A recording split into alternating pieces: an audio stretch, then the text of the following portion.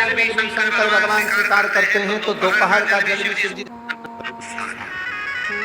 और हम और आप ग्रस्त जीवन जीते हैं, घर में रहते हैं, तो हम इतनी बड़ी साधना नहीं कर सकते कि ठीक 9 बजे भी जल चढ़े। कभी कभी परिवार में बच्चे हैं, पति है, पत्नी है, लाते हैं, रिश्ते हैं, सास ससुर है, उनकी सेवा में देरी हो जाती है तो जल चढ़ाने में आगे पीछे का समय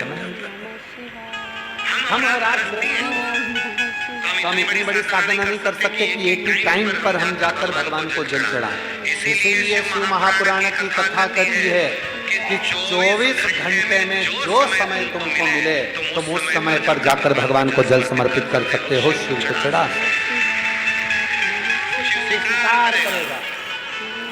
सुबह का जल भी शंकर भगवान स्वीकार करते हैं तो दोपहर का जल भी शिव जी स्वीकार करते हैं, संध्या काल का जल, प्रदोष काल का जल भी शिव स्वीकार करते हैं।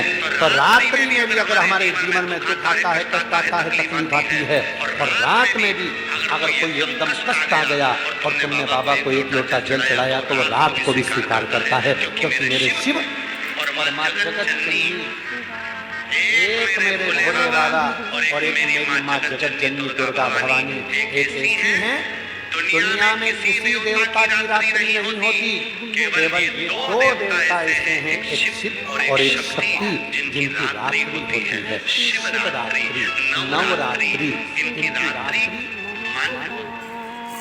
बाकी के किसी देवता की रात्रि की स्मरणता नहीं, पर केवल 2 देवता हैं, एक महादेव और एक मां शक्ति दुर्गा भवानी आदि, जिनकी रात्रि होती है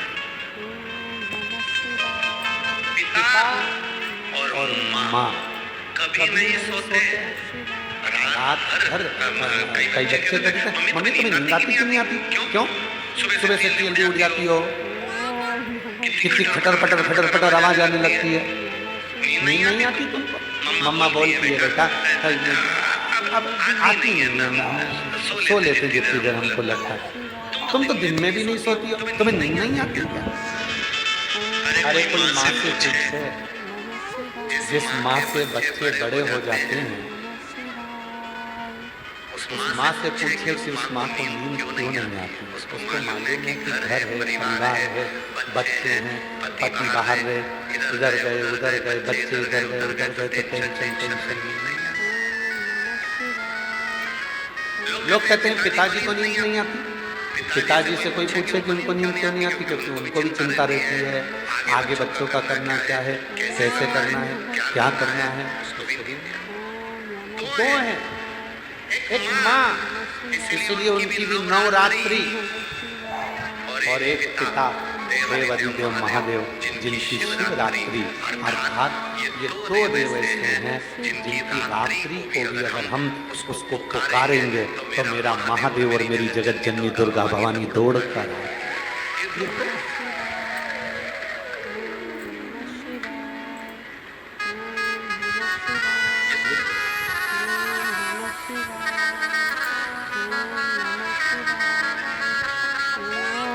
हमारे एक लाइन बड़ी अच्छी गुनगुनाती है, बेटा जो लगाए माँ को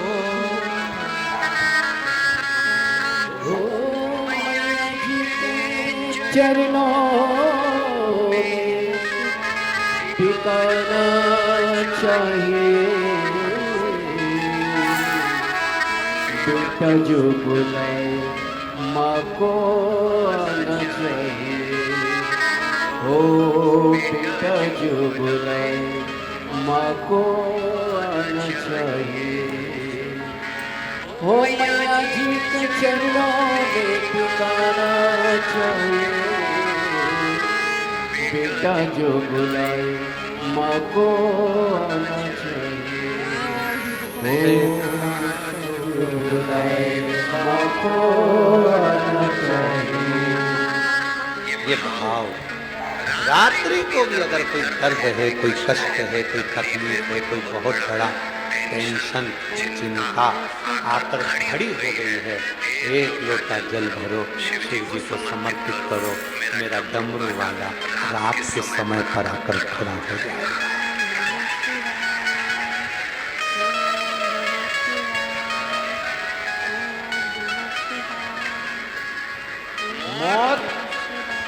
महाकाल दोनों का कोई समय नहीं है। ना मौत का समय है ना महाकाल का समय है। मृत्यु को कब आना है? मृत्यु तुमसे कुछ करना नहीं आई, सुबह आऊं कि शाम को आऊं। हो सकता है तुम्हारे इधर ऐसा होता होगा कि आने के बाद कि मौत आती हो तो पूछ कर आती है, क्यों भाभी जी आ जाऊं क्या? और तुम कह दो नहीं नहीं अभी मैं रोटी बना रही हूँ, यमराज बाद में आना। टाइम बता दो तो फिर 12 बजे तक आ जाना। 12 बजे फिर आ गया यमराज, भाभी जी आ जाऊँ क्या? फिर बोला दिखता नहीं है, बर्तन मांग रही हूँ, 1 बजे तक आना। यमराज फिर आ गया 1 बजे, भाभी जी चले। फिर मैं अक्ल वक्ल नहीं, मेरे बच्चे स्कूल जाएंगे, टिफिन कौन देगा, रोटी कौन देगा? 3 बजे आए, 3 बजे आए।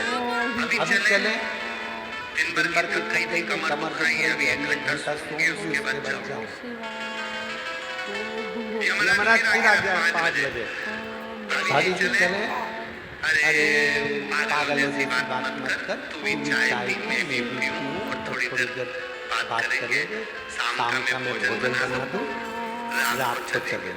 यमराज फिर आ गया रात को 9 बजे, भाभी जी चले। भाभी बोली हमारे घर की बहू बेटी रात को नहीं जाती।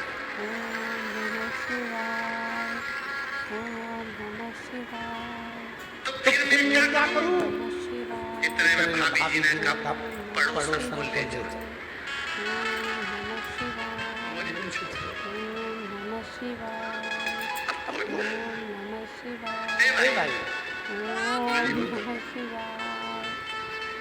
काल का और महाकाल का कोई समय नहीं है।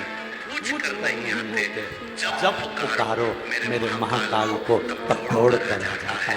समय नहीं देखता, सुबह दोपहर रात दिन कभी।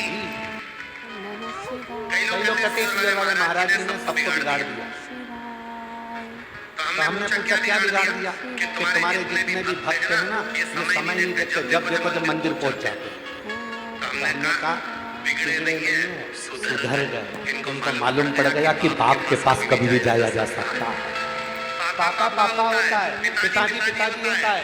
जब जरूरत पड़े, बेटे को जरूरत नहीं तो तुरंत फोन लगाया, पापा अमृतसर तक जा रहा हूँ दोस्तों के साथ, चले जाऊँ क्या? पापा ने बोला अभी क्या करें, भाभी को घूम के आए। फिर पापा का दिल का जा रहे हो तो चलो कोई बात नहीं, जल्दी। पापा पिता पिता माँ माँ वो नहीं देखती समय, उसको तो लगा मुझे बच्चों ने पुकारा, चल उठे उठे।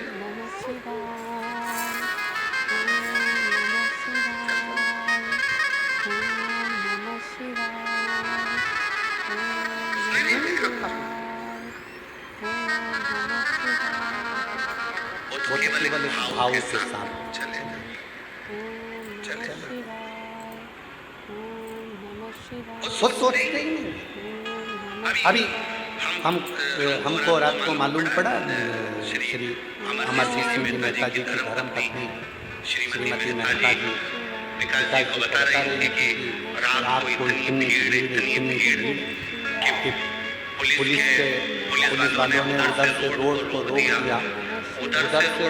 दिया, जितने लोग ग्राउंड में सो रहे थे उससे ज्यादा रोड पर सो रहे थे। और अभी आए तो गाड़ियों का ढेर लगा पड़ा हुआ है, लंबी लंबी कतारें, जहाँ तक कौन बुलाया तुमको?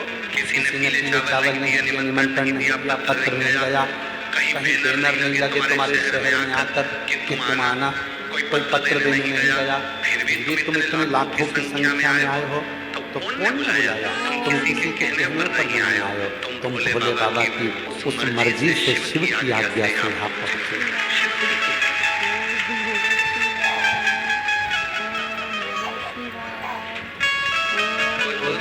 एक लाइन है ना वो वैष्णो देवी के भजन की एक लाइन आती थी, तूने मुझे बुलाया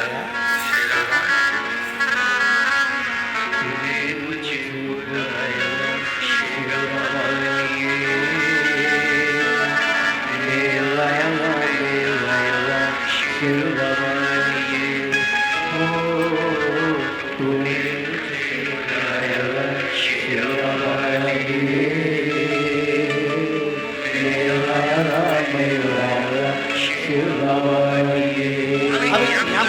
कृष्ण माता रानी ने इशारा करा तुम वैष्णो देवी पहुंच गए, शिव जी ने इशारा करा तुम कथा में पहुंच गए, कुबरेश्वर धाम वाले बाबा ने इशारा करा तो सीहोर कुबरेश्वर धाम पहुंच गए।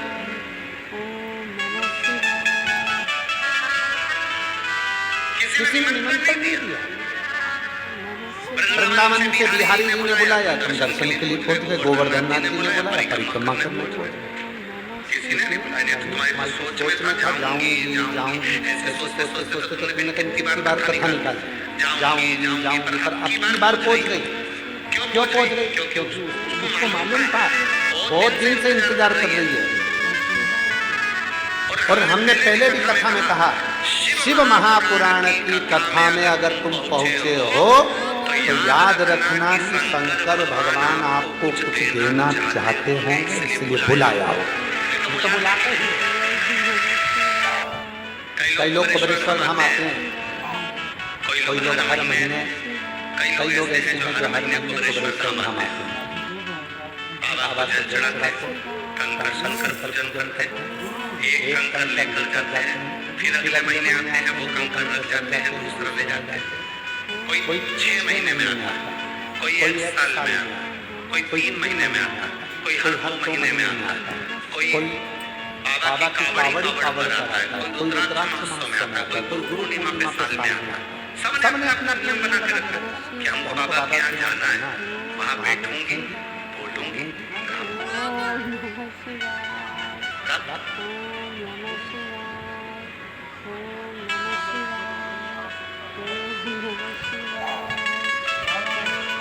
महादेव नमन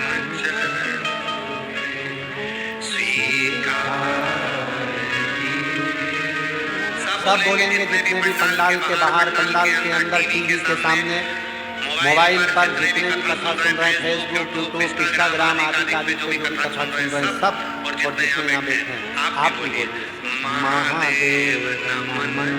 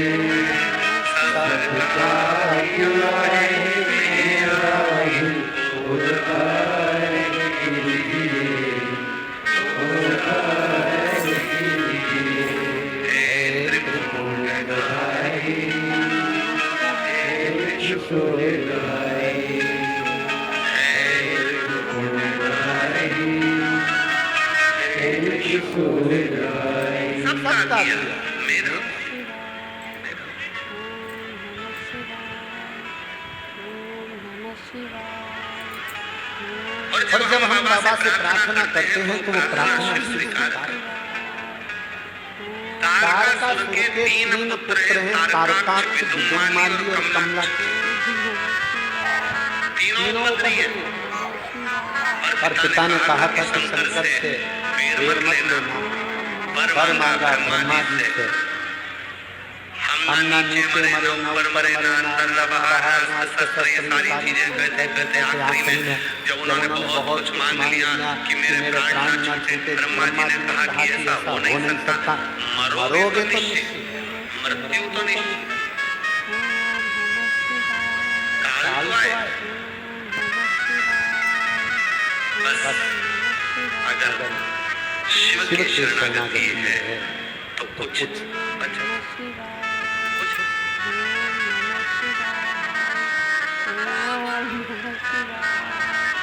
साधना तीन एक समय पर जल चढ़ाना और शिव पुराण कहती है गृहस्थी के लिए कोई समय नहीं जब तुम चाहो तब अपना बाबा तुम्हारी मर्जी पड़े जब जाकर जल चढ़ाओ। घर के लोगों को दुखी कर नहीं, सब फ्री फ्री हो जाओ, तब शिव जी के मंदिर में एक लोटा जल चढ़ाना। दूसरे नंबर की साधना शिव के नाम का उच्चारण रात दिन करना, ये भी हमारे गृहस्थियों के बस का नहीं है। तो क्या करना? दिन भर में सुबह से लेकर रात तक के बीच में अगर 11 बार 21 बार जितनी बार शिव जी का मंत्र निकल जाए, श्री शिवाय नमस्तु, श्री शिवाय श्री शिवाय ये मंत्र निकल जाए तो समझना कि साधना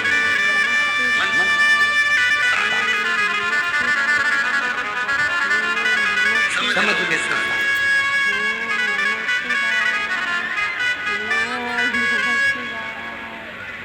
कई लोगों की एक बड़ी अच्छी आदत होती है, बहुत सारे स्पीकर खरीद लेते हैं श्री शिवाय नमस्तुभ्यम के। जब भी कहीं तीर्थ जाते हैं, केदारनाथ गए, बद्रीनाथ गए, यमुनोत्री गए, गंगोत्री गए, कहीं काशी गए, कहीं सोमनाथ गए, कहीं वृंदावन गए, अयोध्या गए, इतना सारा स्पीकर श्री शिवाय नमस्तुभ्यम का जेब में रख लेते हैं और जहाँ जाते हैं वहाँ वो स्पीकर चिपका के मंदिरों में दीवारों पर बाबा की भक्ति में जो पड़ेगा, अगर उसने बार भी पढ़ लिया तो उसके पढ़ने का कुछ अंश तो हमारे भी खाते में आएगा, जिससे हमारा भी। कई लोगों की आदत होती है जेब में रख लिए स्पीकर श्री शिवाय नमस्तुभ्यम के लगा चिपका।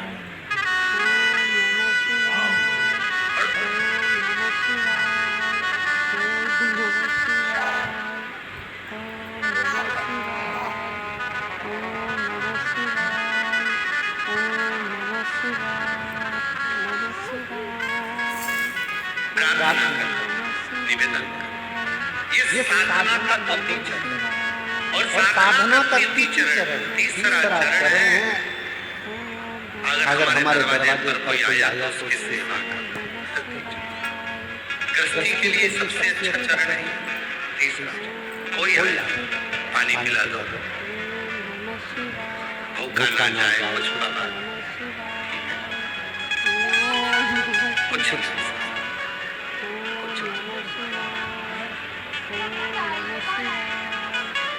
कल यहाँ सिसोदिया जी आए थे, श्री मनीष सिंह जी। तो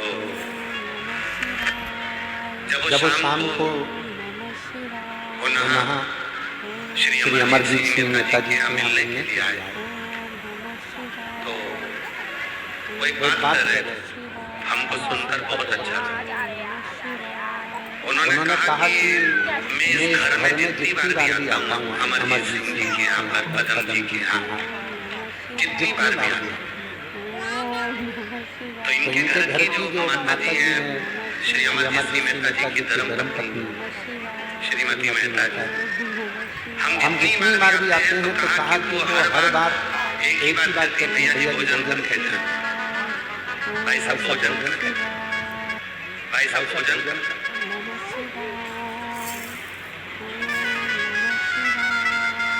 हम कल सुनकर बड़े खुश हुए कि एक नारी का जो कर्तव्य है, स्त्री का जो कर्तव्य है, उसके हाथों में वो कहते हैं कि वो स्वयं अन्नपूर्णा का रूप है।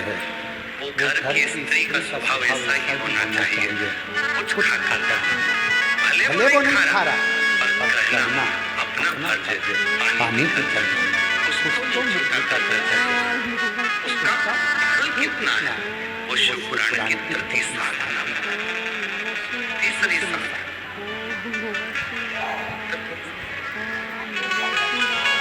और हम इस चीज के लिए श्री अमर सिंह जी मेहता जी की धर्म पत्नी को साधुवाद देते हैं कि आपके माता पिता के संस्कार ऐसे हैं जो संस्कार आपके अंदर आए हैं और वो संस्कार आपके बच्चों को भी दिए जा रहे हैं। जोरदार ताली बजाएं।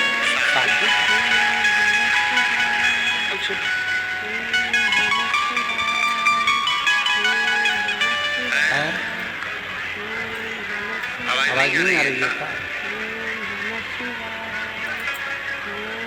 शिव साधना लाइट नहीं है, उसके कारण बस कूलर नहीं चल रहे हैं और जनरेटर पे साउंड का लोड पड़ा हुआ है, टीवी का लोड पड़ा हुआ है, इसलिए वो कूलर नहीं चल रहा है। आज बाबा ने पूरी परीक्षा ली, तुम चिंता मत करो।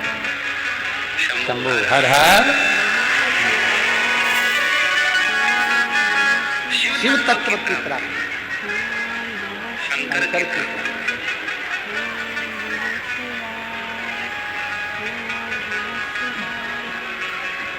जब कोई नहीं आता भोले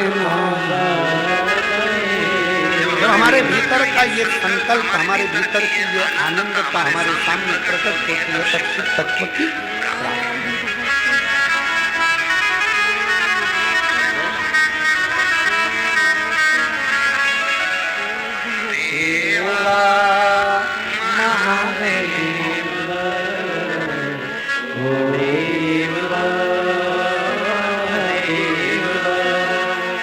सारी उम्र करूं तेरी सेवा बाबा जी ने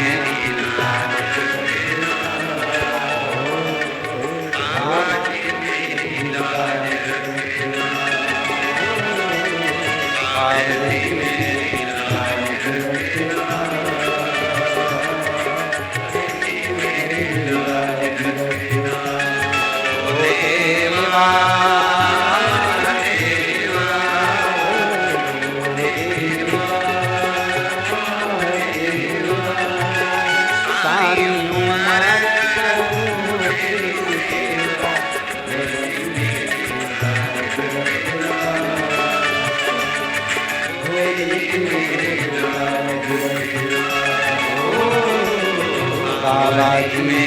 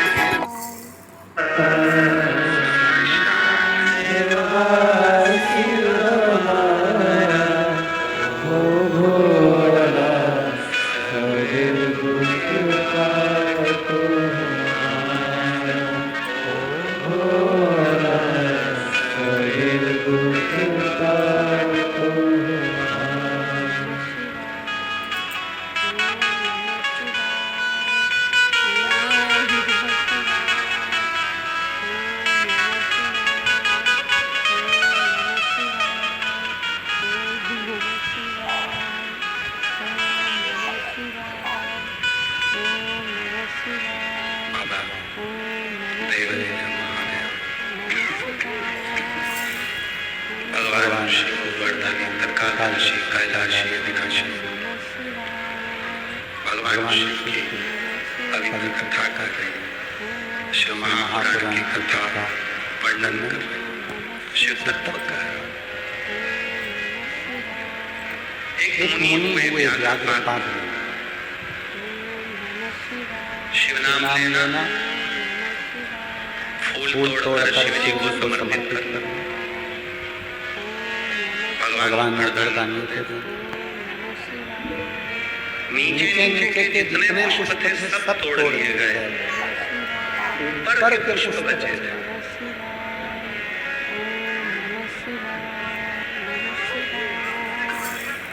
पेड़ पर चढ़ नहीं पाते। व्याघ्रपाद मुनि जितनी बार पेड़ पर चढ़े उतनी बार नीचे गिरे। कमर में लगी, पाँव में लगी, हाथ में लगी। अब सोचा करूं क्या, तो साधना करी शिव की। अपने भक्त के लिए शिव तुरंत आते। जो अपनी जिंदगी में एक नियम बना लेता है उसके लिए शंकर भी नियम बनाकर आते हैं। जैसे आप लोगों ने नियम बनाया है शिव पुराण की कथा सुनने का, पंडाल में नहीं सुनते तो टीवी पर सुनते हो, टीवी पर नहीं सुनते तो मोबाइल पर सुनते हो। कई माताओं ने, कई मेरे जीजाओं ने, कई मेरी जीजियों ने, कई बेटियों ने नियम बनाया, बेटाओं ने नियम बनाया, सोने से पहले 24 घंटे में से कभी भी थोड़ा सा समय निकालकर शिवर वाले बाबा को सुनना है, शिव पुराण सुनना है। भले 2 मिनट की सुनो, आधे घंटे की सुनो, 5 मिनट की सुनो, मतलब एक नियम ले लिया। नियम ले लिया मतलब शिव जी को भी उस नियम का पालन करने के लिए, तुम्हारा कल्याण करने के लिए आना पड़ता ही है। कई लोगों ने नियम ले लिया कि मैं शिव जी के मंदिर में रोज जल चढ़ाऊंगी, शिव जी को आना पड़ेगा। कोई ने नियम लिया कि मैं शंकर जी के मंदिर में झाड़ू पोछा करूंगी।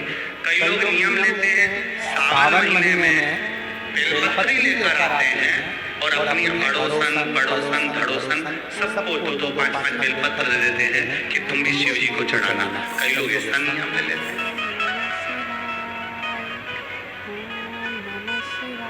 कई लोग नियम लेते हैं और वो नियम कारगर होता है। एक पत्र आया है, बड़ा सुंदर है, देखिए। अच्छा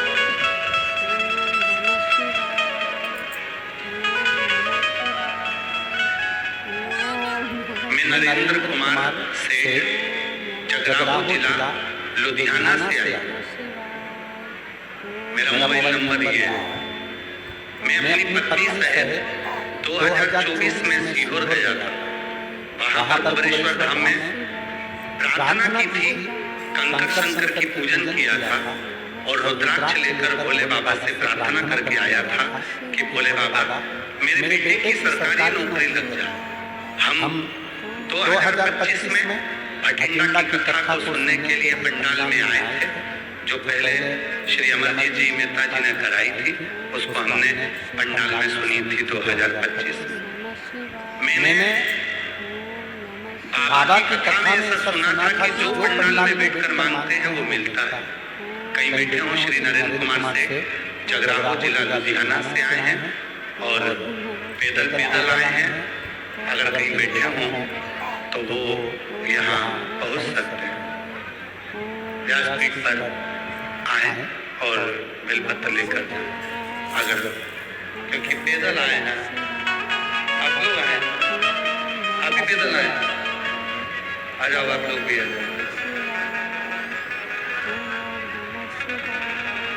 बाबा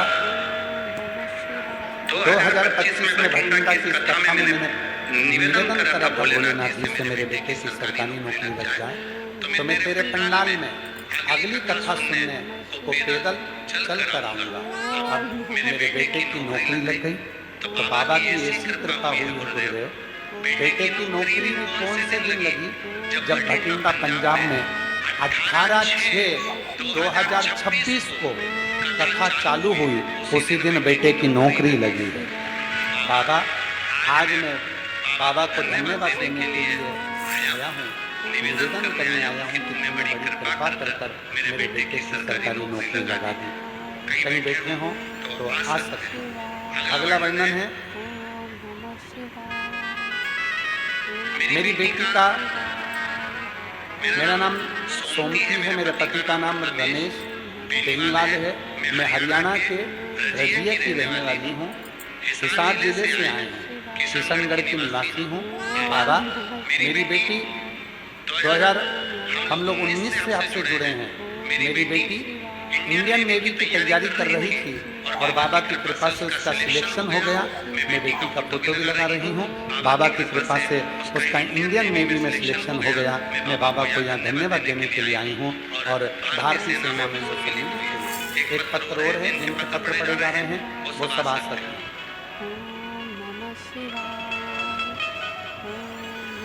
गुरुजी, पिछले महीने मैं नीतू, पति का नाम नरेंद्र कुमार, हम लोग भटिंडा के ही रहने वाले हैं और भटिंडा से पिछले महीने मेरे सिर पर चोट लग गई थी, जिससे मेरी आवाज़ चली गई थी। मैं बोल नहीं सकती थी, पूरी निपट में गूंगी हो गई थी, बोल नहीं पाती थी। सिर में चोट लगने के कारण मेरी मुख की आवाज़ चली गई।